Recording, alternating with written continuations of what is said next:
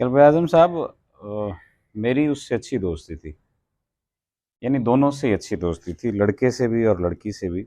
लड़का class fellow था, लड़की उसकी ज़ाहिर है मंगेतर थी, और खालाजाद उसकी कज़न भी थी, यानी खाला की बेटी। इकट्ठे पढ़ते रहे, इकट्ठे उनकी ज़िंदगी हुई, गुजरी। मंगनी हो गई। मंगनी के बाद शादी में गैप आ गया, यानी 2 साल का गैप आ गया, लेकिन फिर वो शादी नहीं हो सकी। अब सारे हैरान थे कि यार ऐसा क्या है, एक दूसरे को बड़ा पसंद करते थे, इकट्ठे घूमते फिरते थे, सारी चीज़ें थी।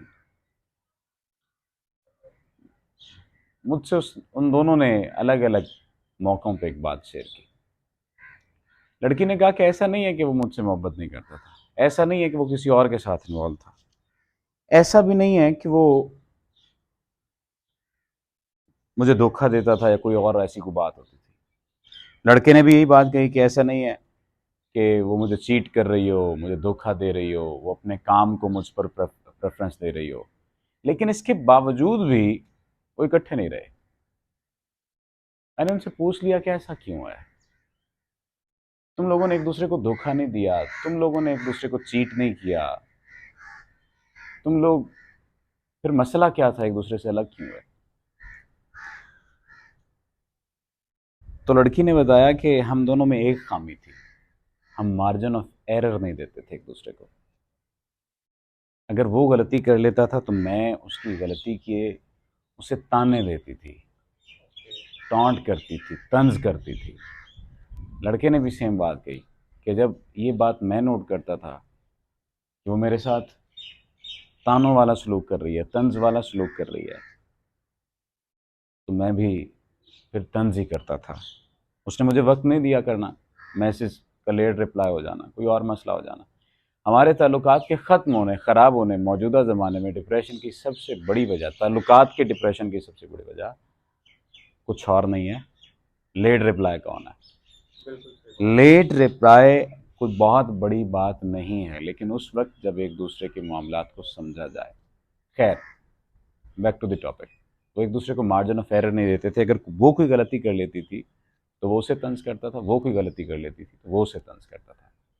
ये टेंडेंसी मुझ में भी पाई जाती है, ये टेंडेंसी आप में भी पाई जाती है, ये टेंडेंसी दुनिया के सब लोगों में पाई जाती है जो मोहब्बत करते हैं, मोहब्बत करना चाहते हैं, लेकिन इसे ओवरकम किया जाए। अगर हम मार्जिन ऑफ एरर नहीं देंगे तो ज़िंदगी भी हमें मार्जिन ऑफ एरर नहीं देगी। अगर हम दूसरों को मार्जिन ऑफ एरर नहीं देंगे, मार्जिन ऑफ लाइफ हमें नहीं मिलेगा। और वो लोग जो एक्सक्यूज़ करते हैं ताल्लुकात में किसी भी हवाले से, वक्त ना देने के हवाले से, वो भी गलत करते हैं।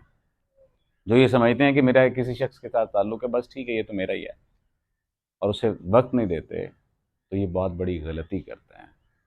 फिर इस बात का मार्जिन नहीं होता, क्योंकि काम, फैमिली, सेहत, आपके दोस्त, दौलत, ये सारी चीज़ें ज़रूरी हैं, लेकिन इनमें सबसे ज़्यादा अहम चीज़ आपकी फैमिली है।